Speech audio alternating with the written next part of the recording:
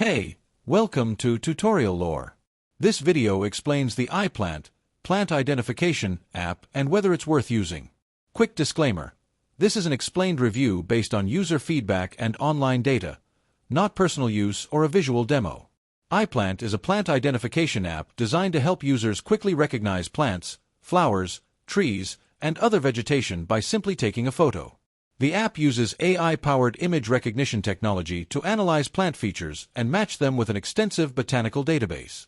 In addition to identification, it often provides care tips, habitat information, and scientific names, making it useful for gardeners, botanists, and nature enthusiasts alike. Let's talk about how it performs in actual use.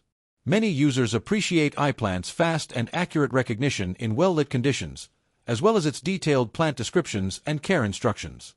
The ability to store plant photos in a personal collection and track growth or changes over time is also a plus for gardening hobbyists. Still, the app isn't without its downsides. Some users report that accuracy can drop with blurry images, poor lighting, or uncommon species. Certain features, like unlimited identifications or advanced plant care guides, may be locked behind a paid subscription. Additionally, the database may not cover all regional plant varieties, which could limit its usefulness in specific locations.